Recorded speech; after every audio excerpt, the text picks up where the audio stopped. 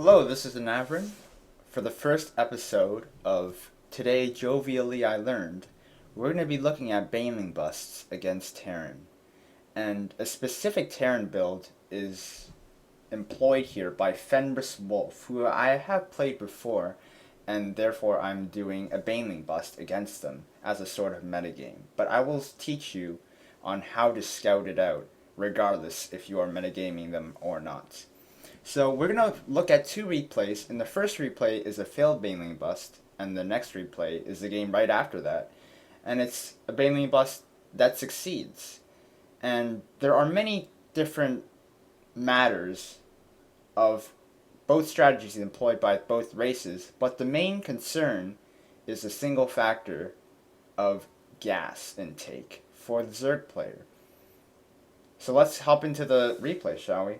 In the Terran's camera perspective, as I'll just shortly explain, it takes 5 banelings to kill a single pylon, depot, or a bunker, as they all have 400 health, and banelings do 80 damage to structures. So 5 banelings times 80 is 400, unless I'm stupid. Well, it takes 5 banelings to kill them, that's all you need to know. And spine crawler's only at 300, so it actually only takes 4 banelings to kill a spine crawler. And baneling attacking a structure is actually an ability, and abilities subsequently are not affected by armor, and therefore the damage will not be reduced by armor, making them a full 80 each time. Unless you have upgrades, in which case it will add 5 damage per baneling. Now, the replay is already done on times 8 speed, but as you can see, it failed. So, I want to go through this replay just again, twice. Actually just once, I lied. On the Terran side, we will see that they went for a very greedy opening. It was a Reaper opening into a second CC, very standard, into a reactor factory, once again, very standard, and they went into a third CC. That's still standard, but not as standard as everyone does it. Upgrade complete. And then, what happens after the third CC is that the Terran starts to build a starport and a tech lab on their barracks to place onto the starport afterwards. And that is a very greedy build, as basically what they have is a 1-1-1. 1 barracks, 1 factory, and 1 starport, with 3 command centers, all finished. And as a result, we will pause this game at 7:10 and see what stuff the Terran actually has. There we go. So, for units wise, you can see all they have at 7 minutes and 10 seconds is 2 Reapers and 4 Hellions. And for the Zerg player who's doing a blind baneling bust, which is metagame by the way, 10 banelings morphing already, and 10lings out already, and 30 more lings coming out. So really, they only have very few units. 4 Hellions, 2 Reapers, and they didn't lose a Reaper.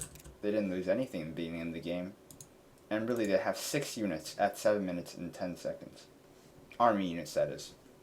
And their Banshees and their is just about to start, production-wise. And for the Zerg player, we have 30 drones. 27 of which are on minerals, and 3 on gas, as there's only 1 gas geyser. So, how would we scout this if we weren't just blindly countering them? Well, generally speaking, I didn't know until I checked in this replay, in which we scout at 6 minutes, send the Overlord in that we have parked near their main, and we will, if we sent it in, and say at 6:15 it reaches to this location, or it starts to scout whatever there is for the Terran player, it will see that a starport has started, a third CC is started, and we already know that there is a natural command center, just because of our natural vision. Well, I didn't see it at all, but assuming that you send a Ling up here to sacrifice to scout out the command center, you would see 3 command centers and a 1-1-1, and that's how you would scout it. So what happened in this failed baneling bust is that the Terran player only had 6 units when a really greedy build, but instead of actually just busting them, we realized that we only have 10 banelings on our unit tab. And as we break through a supply depot, and notice that none of these banelings are actually getting hit by anything, but they are exploding by themselves. So to get through one supply depot, it took me half of my banelings. And there are Hellions here, so I decided not to fight these SCVs, as the Hellions would very easily come and kill my lings. But little did I know, I wouldn't be able to have any sort of positional advantage once I advanced on top of the ramp.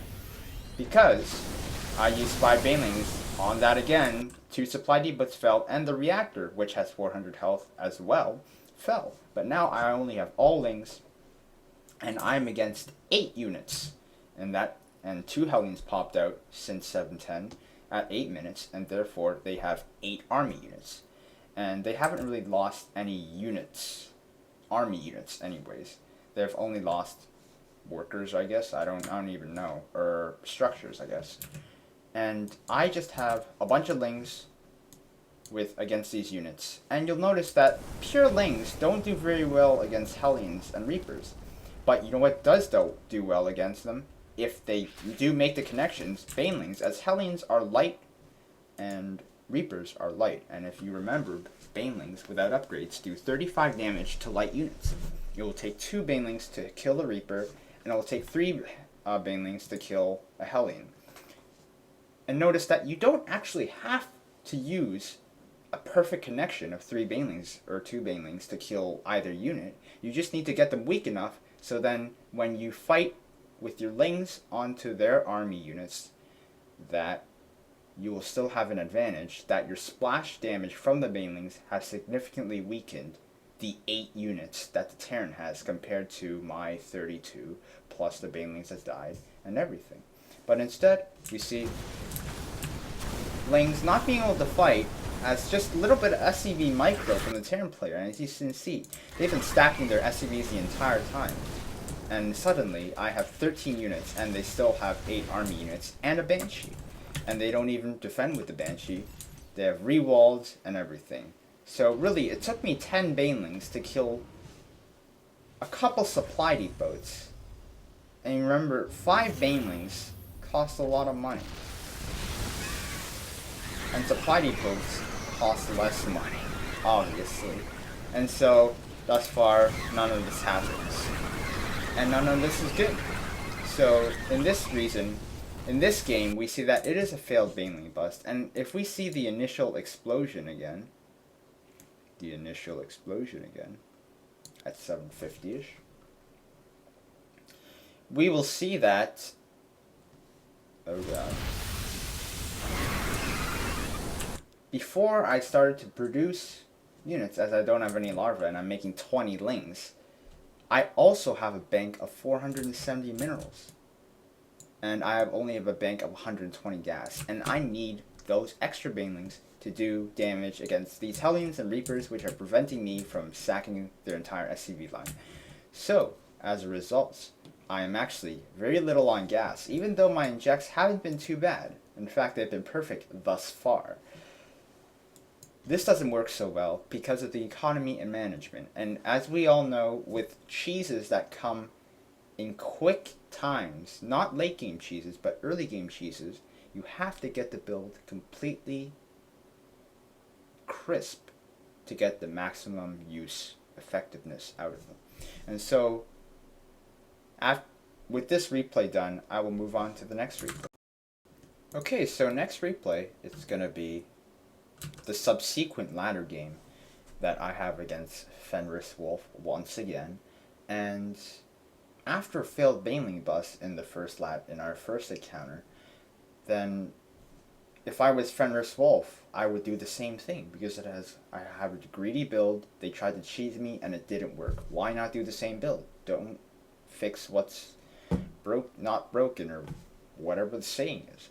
So we're gonna go again, and they do the exact same build, and the timings are pretty much exactly the same. And since we are not the highest of GMs, the timings aren't going to be exactly the same. They're pretty much the same. So it's going to be the Reaper opening into Reactor Factory into third CC. Well, after the natural CC, of course. And they don't lose any units. And instead of going for 1 gas and 26 drones, as we see before we start producing our lings, at 7, 10, 15-ish, they have their units. Let's get the Hellion out. So, by 7:26, like I said, not the exact same timings, they have their 4 Hellions and their 2 Reapers. A bit later than last game, but, you know, that's human error or whatever else different. And I am morphing a bunch of banelings. And as you can eyeball it, it's actually more banelings than before. And if you can just look at the top right, top left corner, you can see it's 15 banelings. 5 more banelings than previously. And if you look at the economy, it's much more even than before. And this is because I've only went 26 drones. 2 gas geysers, but 2 on each gas. Generally, you don't see these 2 on each gas, or 1 on gas, except for Protoss, when they do like 2 on each gas early game to get like a mothership core out. Well, for Zerg, this is what I do. And very easily, since it's a cheese build, you can go 3 and 1, but just to make it look pretty, why not 2 and 2? So, we actually have just 1 drone mining more gas than the previous build. And instead of 30 drones, we have 26. So we have 4 less. Technically, we have 27 drones, but one of which was used to build the extractor. So we only have 22 drones mining minerals and 4 on gas. And the whole thing, this is that, well, don't you technically from last game, you do mine a bit more gas, but you also mine a lot less minerals, because 1 drone that was mining minerals previously is mining gas now, and there are 4 less drones, so that's 5 drones not mining minerals. And if I math derped, it's so be it. Yes, but as you remember from last game, we had an economic imbalance where we had too many minerals and too little gas. And in the previous game, since we mined less gas in the beginning, we could only afford 10 banelings, whereas in this game, by the same attack time, we have 5 more banelings. And in this game, you can see that from the engagement, there is a little blunder by me. And if you keep your eye on the baneling count, you'll see that they do engage on our banelings, and our banelings did take a big shot.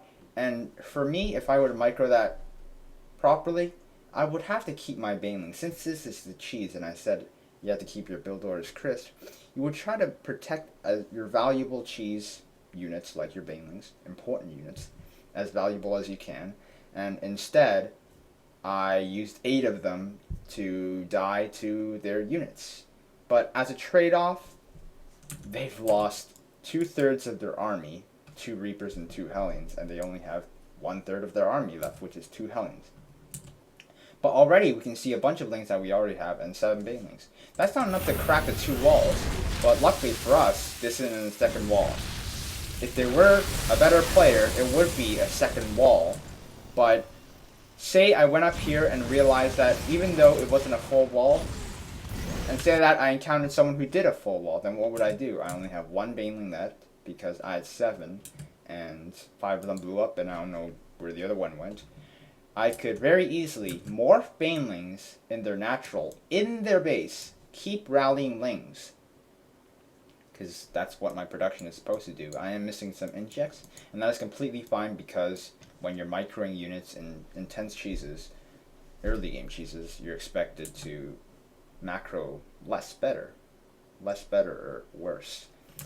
So you can't just rally lings and morph banelings in their natural base. That's blasphemy. You can't do that. You can't make units in their enemy base. that's what enemies do. They make units in their own base. Why can I make units in your base? Well, that is because there is only 1/3 of their army left, otherwise known as two very low health Hellions. Well, combined HP, they don't even make one fully healed Hellion. So in this particular build, as you can see, the production cycle is just started. There is literally nothing they can make that will be able to stop all your baneling eggs from hatching, and you can continue the assault. And while, say your lings couldn't go up here and they were staying in the natural sun morphing into banelings, what do the rest of the lings do? They can work on the wall, they can kill the SCVs in the natural because they can't escape to their main because there's a wall. If they lower the wall, you can go inside. And so, subsequently, you just keep rallying lings and you just keep fighting, and this is a very happy-go-lucky situation. I don't even know why I used that phrase, but apparently I did. And it was a very easy game. And as with easy games, subsequently there are easy lives. And this time their Banshee has to defend that base, and they lose very, very quickly because Banelings are about to kill all their SCVs. So, even though this was a perfect situation, well, near perfect anyways, the better result for the Terran is that they do wall this off, and they just really delay their doom, because like I said before, they can't really stop the banelings from morphing inside their base, and you will just come up, use banelings, 5 banelings to bust down the wall, but you will still have a stream of zerglings, and you will kill their units, because those 6 units are not in their main, they're in their natural, because they need to defend this wall. So those units, once you bust down the wall, they are not getting up their main. They're not getting inside their main because there's no way for them to lower the supply depot and let their units in, but not your units in. And so in which case, you will deal with very little army in this better situation, and you will deal with being able to have an economic, more balanced situation than the previous game, and you will subsequently win the game. And I strongly believe that this baneling bus, 2 base, off 2 queens of injecting, and on 2 gas, and on 4 on gas, you can do 5 on gas, you can do whatever you like, whatever feels best for you. I strongly believe that it will beat a very, very greedy build like 3cc 111, because that is just 6 units at 7 minutes and 10 seconds, or 7 minutes and 30 seconds, and my assault commences, banelings are already morphed at 740, right outside your base. I don't believe you can hold that with 6 units, as with the tactics explained in this video. So today jovially I learned baneling bust against Terran builds, greedy like is this, and it would work perfectly fine as well if the Terran went old school innovation. Well, not that old school, but 3cc, 2 NG bays, reactor factory, and racks, which is even less defense than this Banshee provides. And everything would pretty much work out the exact same. If they have Widow Mines, you can bait them out with lings, and your lings won't die because they don't have Hellions shooting at your lings, because they made Widow Mines instead of Hellions. So hopefully you enjoyed today Jovially I Learned episode 1, and I will see you next time for today Jovially I Learned episode 2. As for that, I am Anavrin, and I thank you for learning jovially. Thanks, bro.